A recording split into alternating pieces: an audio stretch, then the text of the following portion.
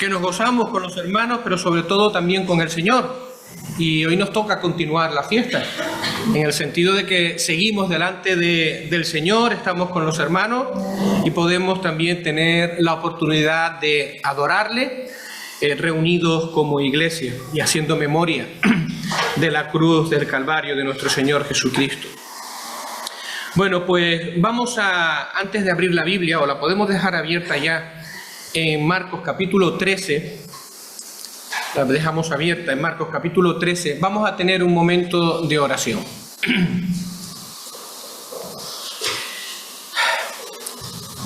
Señor, como acabamos de expresar, estamos agradecidos, Señor, por este día precioso que nos has dado y que es, Señor, una nueva oportunidad para venir delante de ti, para poder derramar nuestros corazones en alabanza, en adoración, para poder abrir tu palabra, Señor, y en este caso seguir contemplándote no solamente como el Dios Redentor, sino también aquel que es el Señor de la historia y que controla todas las cosas que suceden en este mundo y como todas, Señor, van configurando hacia este final, Señor, que tú has previsto.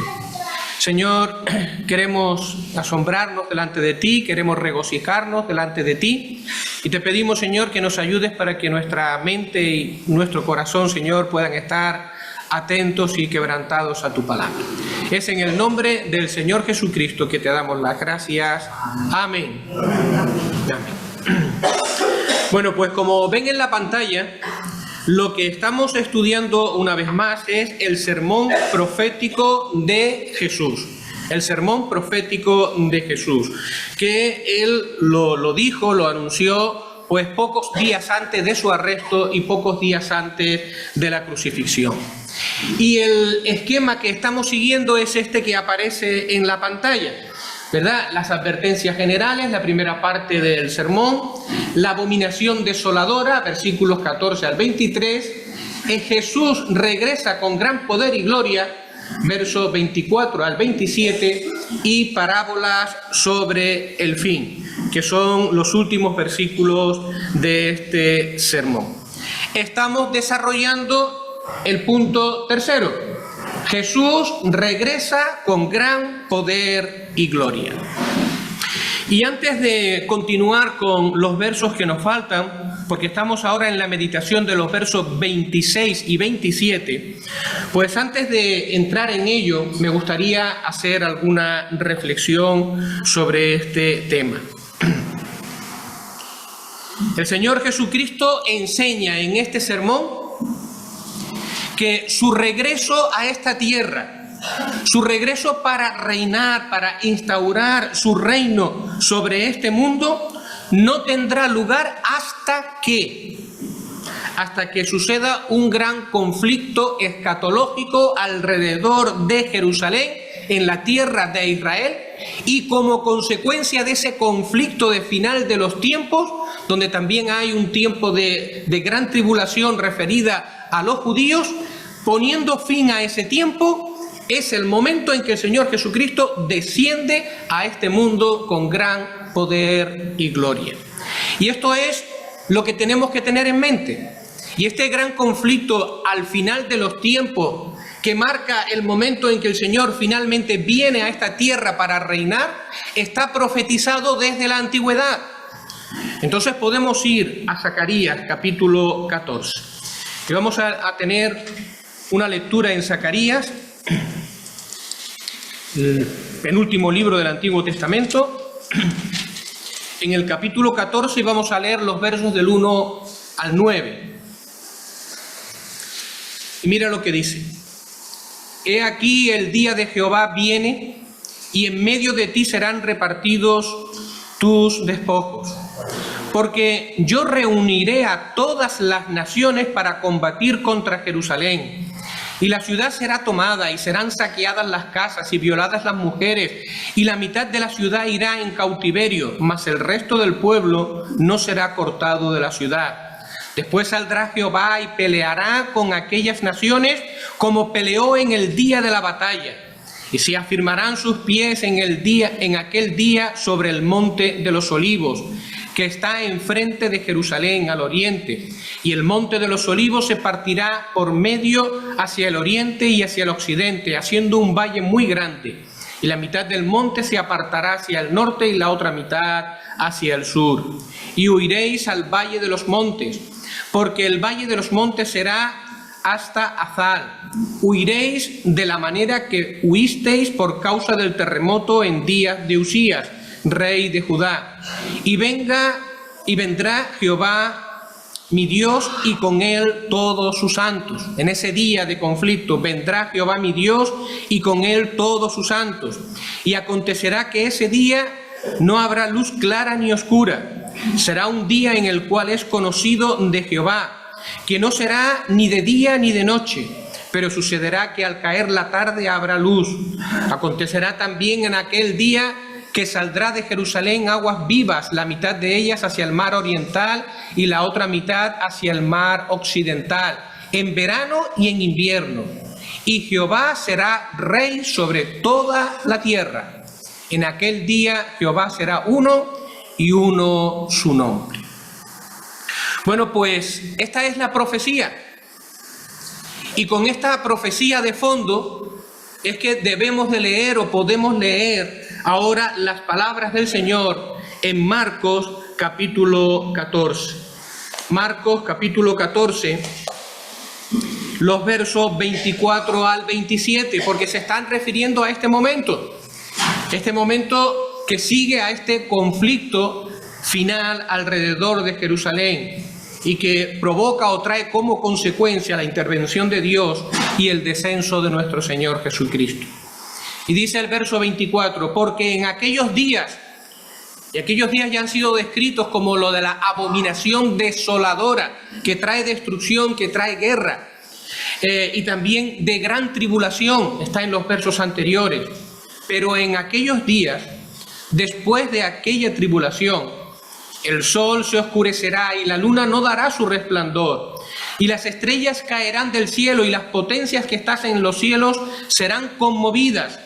Entonces verán al Hijo del Hombre que vendrá en las nubes con gran poder y gloria. Y entonces enviará sus ángeles y juntará sus escogidos de los cuatro vientos, desde el extremo de la tierra hasta el extremo del cielo. Está mirando que tengo agua aquí. Bueno, pues este es el contexto de estas palabras del Señor Jesucristo en el sermón profético. Y ahora yo hacía una reflexión en voz alta, no sé si será del todo correcta o no, pero permítanme compartirla con ustedes. Durante aproximadamente 1900 años, el territorio de Israel y la ciudad de Jerusalén, que fueron cambiados los nombres por los romanos a partir del año 136, y al territorio de Israel se le llamó Palestina, y a la ciudad de Jerusalén se le llamó Aelia Capitolina. Con el tiempo Jerusalén volvió a recuperar su nombre, pero el territorio no volvió a recuperar su nombre y se sigue llamando hasta el día de hoy, Palestina. Bueno, pues durante casi 1900 años la realidad ha sido de que este territorio ha ido pasando de mano en mano según el devenir de la historia. Y si en un primer momento estaban allí asentados los romanos poniendo orden en aquel territorio, después que hubo el exilio, el gran exilio, a consecuencia de las rebeldías del pueblo de los judíos con respecto al imperio, a Roma, después llegaron los bizantinos. Los bizantinos estuvieron en este territorio hasta el siglo VI aproximadamente. Los bizantinos no es más que la parte oriental del imperio romano que sobrevivió a la caída de Roma durante varios siglos más. ¿Vale? Bueno, pues después estuvieron los bizantinos. Los bizantinos fueron derrotados por los musulmanes que venían del sur y se quedaron con aquel territorio e impusieron su ley en aquel territorio. Varios grupos o varios reinos, ¿verdad?, musulmanes. Hubo un tiempo pequeñito de casi 100 años donde se estableció el reino cristiano de Jerusalén, 100 años. pero otra vez volvieron los musulmanes a poseer esta tierra. Y después fueron sustituidos por los turcos o el Imperio Otomano, que venía del norte, de lo que es hoy el Asia Menor. Y cuando llegó la Primera Guerra Mundial y también los turcos fueron derrotados, fueron los británicos los que se hicieron cargos de este territorio, del territorio que se conoce hoy como Palestina, y de administrar también la ciudad de Jerusalén. Y durante todo ese tiempo de pasar de unas manos a otras, pues todo este territorio más bien ha sido un territorio que se ha caracterizado, pues como tenemos aquí en la pantalla, pues no por ser precisamente un territorio próspero o un territorio en crecimiento, sino más bien un territorio pobre y un territorio más bien poco desarrollado. Se dice que un cierto esplendor pues empezó o organización, ¿verdad? Pues vino de mano de los ingleses después de la Primera Guerra Mundial. Se introdujeron muchos cambios en la vida de aquellas personas. Pero bueno, puede ser. El caso es que yo pensaba en todo esto, ¿vale? Pensaba en todo esto y decía, un territorio que pasa de mano en mano, un territorio que no es sino causa de conflictos, de problemas, donde no hay nada allí en principio que merezca la pena, salvo la ciudad de Jerusalén por motivos religiosos para uno y para otro. Y la Biblia dice que ese territorio va a ser la causa final de que este tiempo, tal como nosotros lo conocemos, acabe y el Señor Jesucristo venga para instaurar su reino. Claro, viendo toda esa historia de 1900 años y cómo era en la Edad Media y cómo era en el tiempo de los turcos y cómo era, pues uno dice, de verdad, que el conflicto que va a poner fin a este mundo tal como lo conocemos para introducir el reino del Señor va a venir de aquí. Hay otros lugares más calientes en este mundo y que posiblemente tengan más importancia. Sin embargo, también es cierto de que a partir del año 1948, cuando se establece el Estado moderno de Israel, las cosas han cambiado mucho. Y ese lugar que pasaba de mano en mano, y ese lugar pobre, ese lugar inestable, que no parecía tener mucho futuro, pues se ha convertido en un territorio que cada vez tiene mayor repercusión geopolítica. Y si a eso le unimos, pues algo que nosotros podemos ver como son los odios mutuos entre unos y otros, odios viscerales, porque a veces no entienden de razón, sino que están metidos en las entrañas de los unos y de los otros. Cuando vemos esos odios o enfrentamientos ancestrales entre los unos y los otros que viven allí en el territorio, estamos hablando de los árabes o los musulmanes y también de los judíos. Cuando vemos cómo en poco tiempo esa joven nación se ha ganado el repudio o el odio, ya no solamente de los países alrededor, sino de una gran parte del planeta, tanto en América como en el lugar más inesperado de África o en Asia. Odio en contra del pueblo o de la nación de Israel. Bueno, pues cuando nosotros vemos todas estas cosas, pues podemos exclamar y decir, pues sí, la Biblia tiene razón. Ese territorio que parecía olvidado de la mano de Dios, de repente se está convirtiendo en un lugar tan importante que en cualquier momento podría desatar un conflicto donde estuviesen implicados todos los países o los principales países del mundo. Y quién sabe si en cualquier momento podría hacerse realidad la profecía que ya está en Zacarías y las palabras del Señor Jesucristo que él mencionó en Marcos capítulo 13 y los versículos que estamos estudiando. Mira, yo no sé si esta generación, y digo esta generación, no digo nosotros, porque yo estoy convencido, soy de la convicción de que la iglesia no estará aquí cuando estas cosas sucedan, habremos sido antes llevados por el Señor, pero no sé si esta generación verá el cumplimiento de estas profecías. No sé si todavía pasarán 500 años más hasta que estas palabras de Zacarías o estas palabras del Señor Jesucristo se cumpla y se desate ese gran conflicto final en torno a Jerusalén. No lo sé, pero viendo cómo suceden las cosas, uno empieza a tomar conciencia, o uno debería tomar conciencia de que puede suceder en cualquier momento. Y lo que para algunos parecía un motivo de burla o algo imposible o algo que, bueno, eso es imaginación bíblica, hoy podría ser real en cualquier momento. Así que tenemos que exclamar una vez más, como dice como se llamaba aquel libro, y la Biblia tenía razón. La Biblia tiene razón, y es que es la palabra de Dios, y la palabra de Dios finalmente es la que predomina y la que se cumplirá. Bueno, vamos a seguir avanzando un poquito más en nuestro estudio.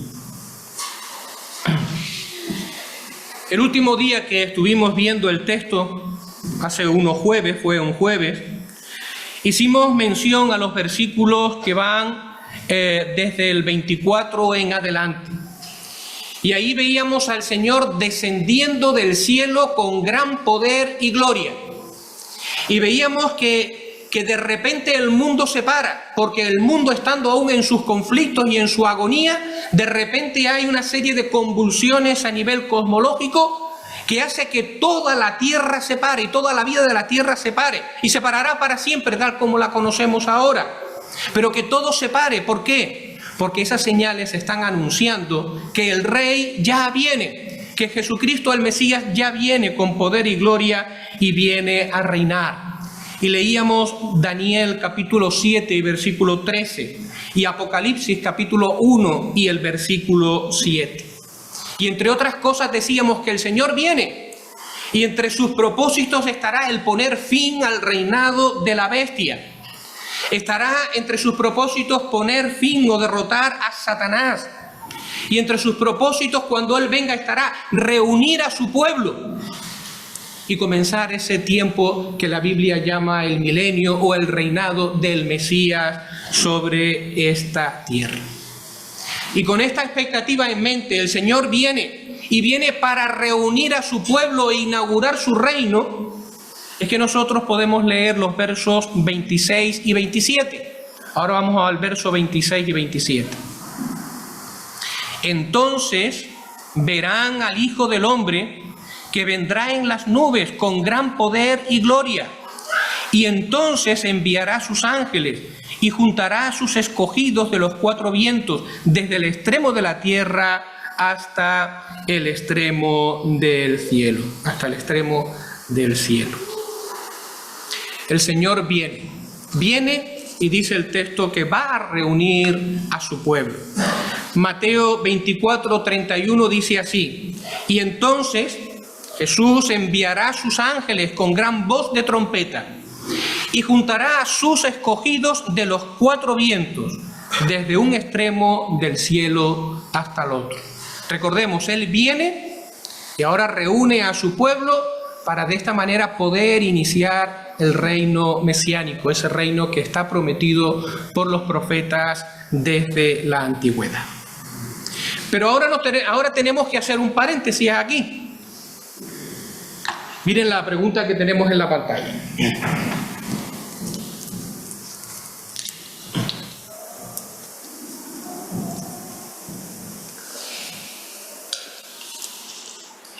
¿Qué ocurre?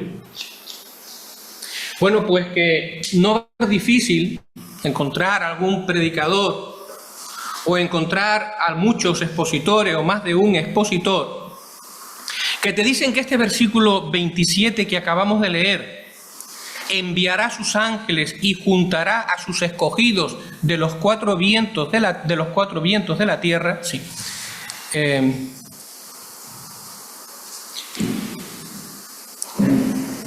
Este versículo es una referencia al arrebatamiento. Está clarísimo. Viene envía a los ángeles, recoge a los escogidos. Esto es el arrebatamiento. ¿Cuál es la consecuencia? Bueno, pues para estos hermanos, el arrebatamiento de la iglesia no ocurre antes del periodo de la tribulación, sino que ocurre al final del periodo de la tribulación. Cuando hayan acontecido todos los juicios de Dios aquí en la tierra, entonces, porque la iglesia va a estar durante todo ese periodo, entonces al final, cuando el Señor Jesucristo venga, Él va a enviar a sus ángeles, los creyentes van a subir para encontrarse con el Señor en el aire y después van a bajar todos juntos a la tierra, todo en un instante, todo en un momento. Y entonces, iglesia y ángeles descienden a la tierra y entonces será el juicio de Dios. Y unos dicen que habrá milenio y otros no. Depende de los post-tribulacionistas que estés leyendo o que estés estudiando en ese momento. Vale, pues la pregunta está en el aire. Y la pregunta es importante porque trae confusión. ¿Vale? Y porque pues uno simplemente una primera lectura dice, pues puede que tengan razón y que me hayan estado enseñando mal. Y que estos hermanos, pues, los que yo he escuchado en mi iglesia o he creído durante mucho tiempo, pues resulta de que estaban equivocados. Sin embargo, como ya hemos explicado, porque tendríamos que hacer referencia a estudios anteriores, pero también volveremos brevemente sobre este tema, no parece que sea así, ¿vale? No parece que sea así. La iglesia va a ser previamente arrebatada antes que vengan los tiempos del fin. Y la iglesia, cuando el Señor venga aquí con gran poder y gloria, vendrá a acompañar, pero no será ese el momento del arrebatamiento. La iglesia, siguiendo el esquema, pues habrá sido arrebatada al menos 7 años antes o más, antes de que sucedan estas cosas en este mundo. Entonces la pregunta viene a ser, si la iglesia no está en este mundo, si la iglesia ha sido arrebatada previa a estos acontecimientos de juicio que se van a desatar en este mundo, si la iglesia no va a estar en la gran tribulación, pero aquí dice que Dios va a enviar a sus ángeles para buscar a los escogidos, ¿quién son los escogidos?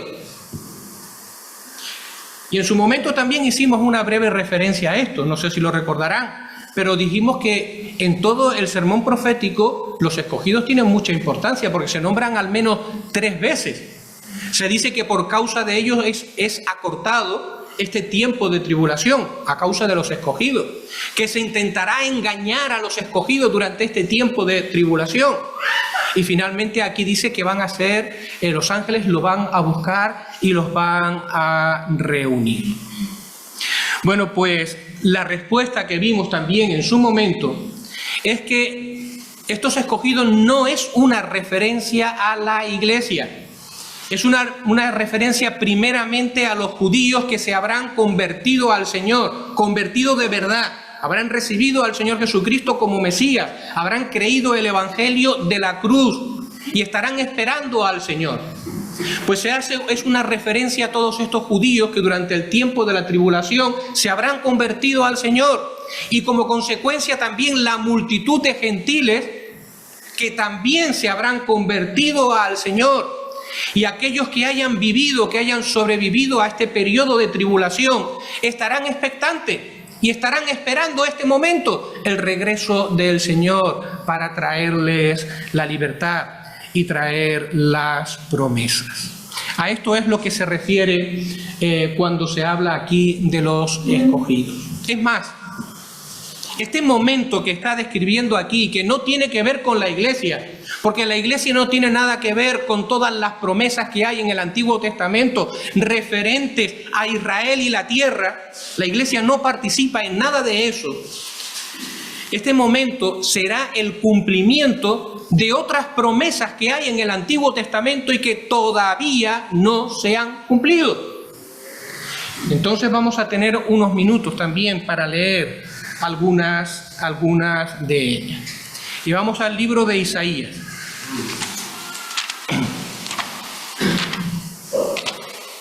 Isaías capítulo 11. Versículo del 11 al 16. Asimismo acontecerá en aquel tiempo que Jehová alzará otra vez su mano para recobrar al remanente de su pueblo que aún quede en Asiria, Egipto, Patros, Etiopía, Elán, Sinar y Hamat, y en las costas del mar. O sea, repartido por todo el Mediterráneo y en este caso pues más allá. Y se disipará la envidia de Efraín, y los enemigos de Judá serán destruidos. Efraín no tendrá envidia de Judá, ni Judá afligirá a Efraín. Ya sabemos que en Israel hubo una guerra civil y odio entre dos mitades del pueblo, o entre 10 tribus y 2 tribus restantes.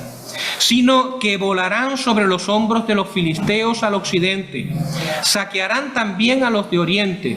Edom y Moab les servirán, y los hijos de Amón los obedecerán. Y secará Jehová la lengua del mar de Egipto, y levantará su mano con el poder de su espíritu sobre el río, y lo herirá en sus 7 brazos, y hará que pasen por él con sandalias. Y habrá camino para el remanente de su pueblo, el que quedó en Asiria, de la manera que lo hubo para Israel el día que subió de la tierra de Egipto. Otro texto más, un poquito más adelante, capítulo 27 y versículo 12. Estamos señalando versículos, ¿verdad? Habría que leer todo el contexto. 27 y versículo 12 y 13. Acontecerá en aquel día que trillará Jehová desde el río Éufrates hasta el torrente de Egipto, y vosotros, hijos de Israel, seréis reunidos uno a uno. Acontecerá también en aquel día que se tocará con gran trompeta. Mateo habla acerca del sonido de la trompeta a la cual los ángeles actúan. Y vendrán los que habían sido esparcidos en la tierra de Asiria, y los que habían sido desterrados a Egipto, y adorarán a Jehová en el monte santo, en Jerusalén. Seguimos. Ezequiel capítulo 36.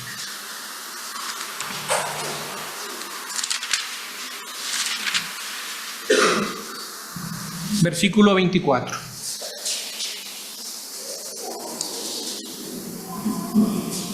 Del 24 al, tenemos en la pantalla, al 28. Y yo os tomaré de las naciones, y os recogeré de todas las tierras, y os traeré a vuestro país. Esparciré sobre vosotros agua limpia, y seréis limpiados de todas vuestras inmundicias, y de todos vuestros ídolos os limpiaré. Os daré un corazón nuevo, y pondré espíritu nuevo dentro de vosotros, y quitaré de vuestra carne el corazón de piedra, y os daré un corazón de carne, y pondré dentro de vosotros mi espíritu, y haré que andéis en mis estatutos y guardéis mis preceptos, y los pongáis por obra. Habitaréis en la tierra que di a vuestros padres, y vosotros me seréis por pueblo, y yo seré a vosotros por Dios. Ezequiel 37, versículo 21 y 22. Y les dirás: así ha dicho Jehová el Señor, he aquí yo tomo a los hijos de Israel de entre las naciones a las cuales fueron, y los recogeré de todas partes, y los traeré a su tierra, y los haré una nación en la tierra, en los montes de Israel, y un rey será a todos ellos por rey, y nunca más serán 2 naciones, ni nunca más serán divididos en 2 reinos, y un rey será a todos ellos por rey.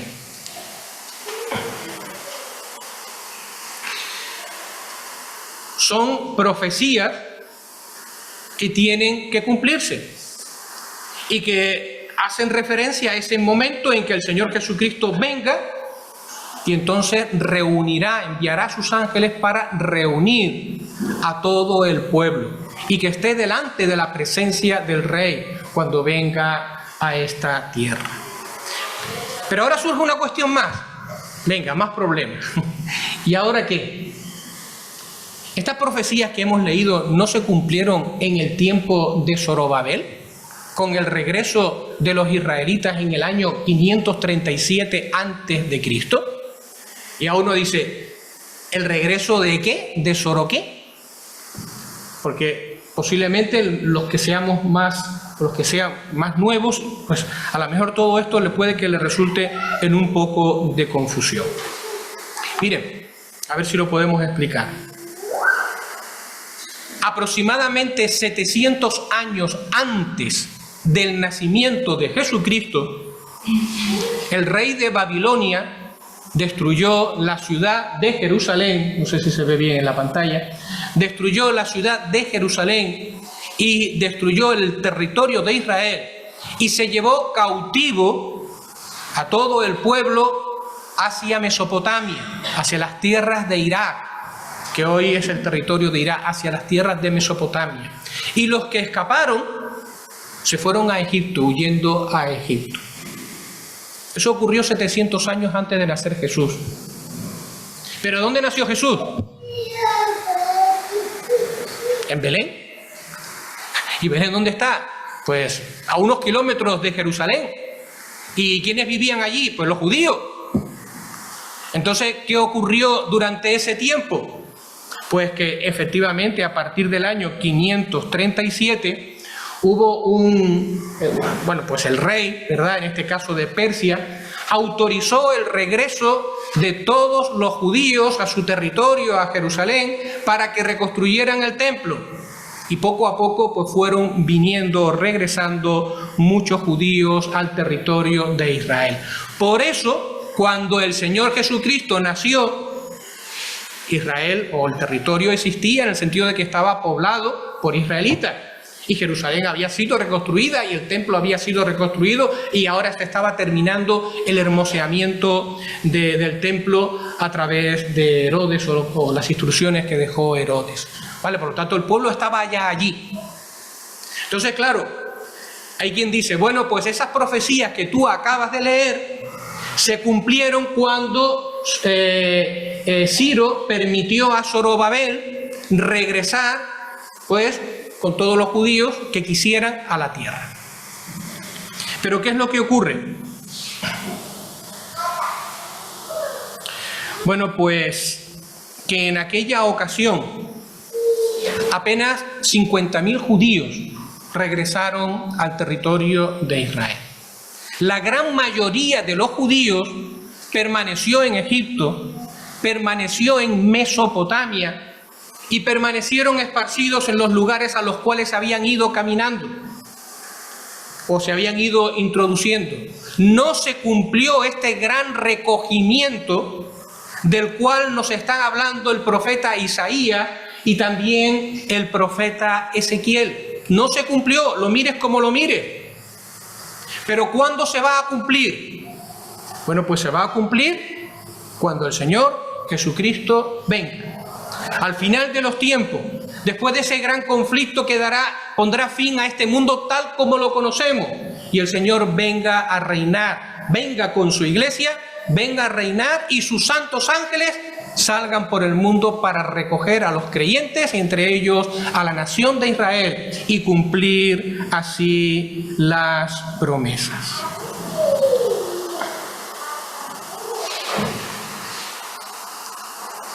Dice el versículo 27, y entonces enviará a sus ángeles y juntará a sus escogidos de los cuatro vientos, desde el extremo de la tierra hasta el extremo del cielo.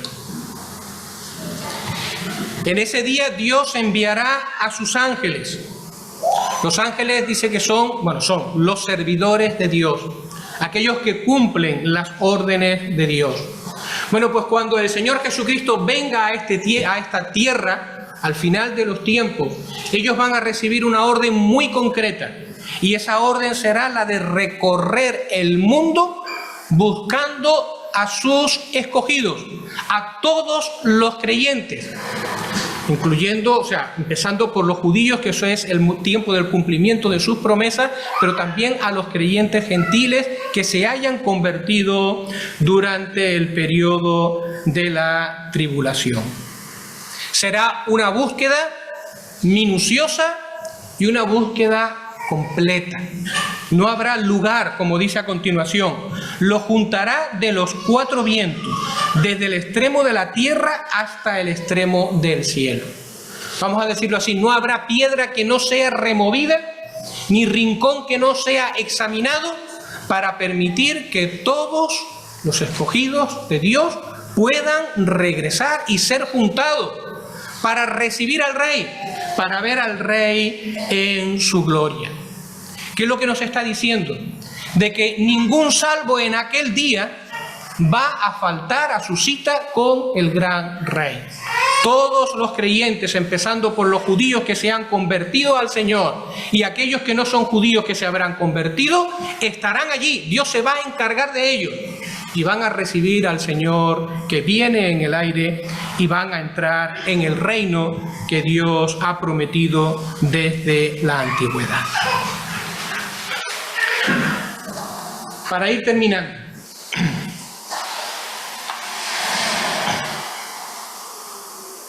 estos escogidos, a los cuales los ángeles van a buscar, van a remover piedra sobre piedra, porque tengan en cuenta de que durante la gran tribulación va a haber una persecución terrible, y tanto judíos creyentes como gentiles estarán dispersos en los lugares más recónditos de este planeta, porque estarán escondidos, estarán huyendo de lo que va a ser un tiempo verdaderamente cruel y verdaderamente difícil para aquellos que crean en el Señor.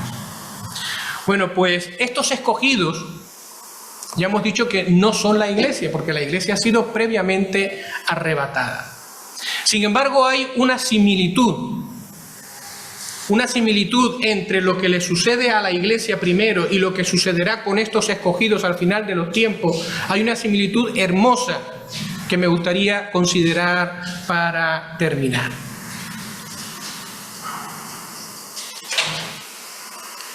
En el caso de los escogidos al final de los tiempos, de aquellos que se han convertido durante la gran tribulación, ya hemos insistido en que ninguno, absolutamente ninguno, será dejado atrás. Todos serán reunidos y todos verán al Rey en su hermosura. Todos. Pero es que previamente, varios años antes de comenzar la tribulación, habrá sucedido un acontecimiento muy semejante, en el sentido de que el Señor Jesucristo, cuando venga por su iglesia, ningún verdadero cristiano va a quedar atrás. Ninguno.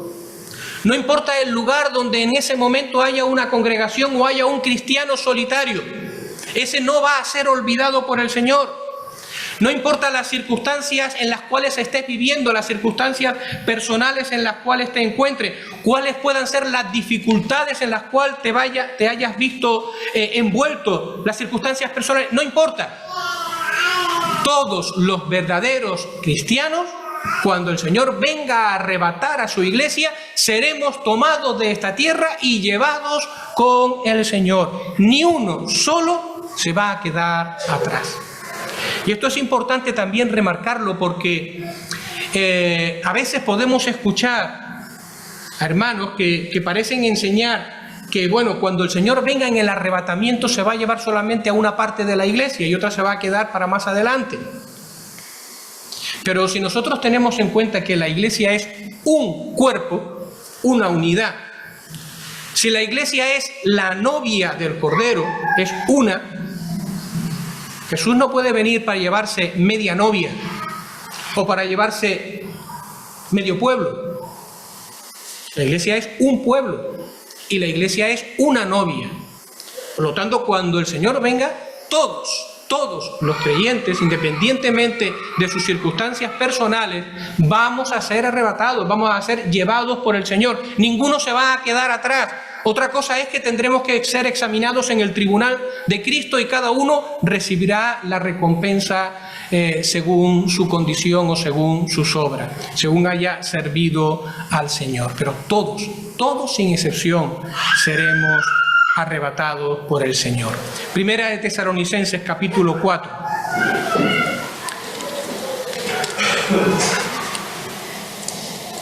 Primera de Tesalonicenses capítulo 4 y versos 16 y 17.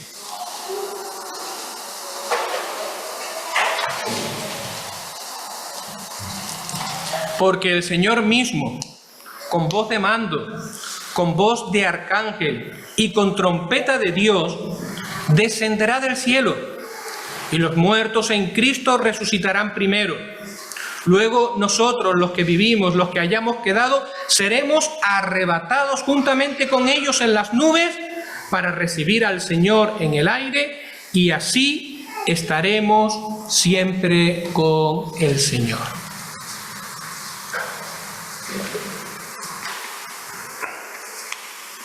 ¿Sabes quiénes son los que se van a quedar atrás cuando el Señor venga a recoger a su iglesia?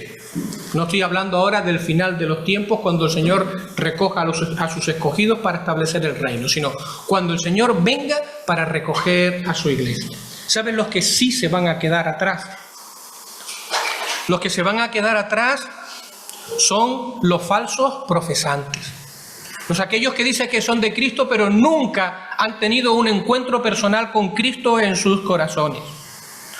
Los que se van a quedar atrás es la iglesia apóstata, aquella que confiesa o que dice que siguen a Cristo y sin embargo han sustituido a Cristo por los hombres, que dicen predicar el evangelio de Cristo y han sustituido el evangelio por un evangelio de hombres, donde se presume mucho de religión, pero Cristo es el gran ausente y las doctrinas bíblicas, la palabra de Dios ha sido cambiada según su antojo. Ellos van a quedar atrás. ¿Quiénes son los que van a quedar atrás cuando Cristo venga? Pues aquellos que gustan de tener una religión y les gusta expresar lo religioso que son, y sin embargo el Señor Jesucristo no está en sus corazones. ¿Quiénes son los que van a quedar atrás? Aquellos que, habiendo oído el evangelio, han rechazado el evangelio y no se han convertido al Señor Jesucristo. Esos sí se van a quedar atrás. Entonces, la pregunta quizás que tendríamos que plantearnos es: ¿qué sería de ti o qué sería de nosotros si el Señor viniera a buscar a su iglesia en el día de hoy? ¿Has entregado tu vida al Señor Jesucristo? ¿Has creído en Él como tu único y suficiente Salvador? ¿Has dejado que el Señor entre en tu vida? ¿O sigues resistiendo? Esos que no han podido, que no pueden responder sí a estas preguntas, son los que quedarán atrás. En cambio, ¿cuál es la esperanza del cristiano? ¿Cuál es la esperanza de aquellos que hemos confesado al Señor Jesucristo como nuestro único y suficiente Salvador y que en un día como hoy pues estamos aquí reunidos para hacer memoria de la obra del Señor? ¿Cuál es nuestra esperanza? Bueno, pues dice el verso 17 al final de Primera de Tesalonicenses 4. Estaremos siempre con el Señor. Por tanto, alentaos los unos a los otros con estas palabras. Voy a meterles un poquito de gusanillo, permítanme decirlo así. El próximo día, en la voluntad del Señor, haremos un paréntesis porque creo que es importante para hablar de algunas de las diferencias entre el rapto de la iglesia que hemos leído en Primera de Tesalonicenses capítulo 4, del verso 13 en adelante, y la reunión de los escogidos que leemos en Marcos capítulo 13 y versículo 24 al 27. Porque aunque hemos insistido en que son dos momentos diferentes, son dos grupos de personas totalmente diferentes, hay un lapso de tiempo grande entre unos y otros, sin embargo, el vocabulario parece ser tan similar que a uno siempre le queda la duda, oye, ¿y a lo mejor no tendrán razón? Bueno, pues si Dios quiere, vamos a a ver esto, ¿vale? Vamos a tener una serie de consideraciones, al menos 5 o 6 consideraciones para tomar conciencia de que Marcos no habla del arrebatamiento. El arrebatamiento es diferente a lo que se narra aquí en Marcos capítulo 3. Y para que vayan haciendo un poquito de agua, de estudio, ¿verdad? Miren los verbos que presiden cada acción.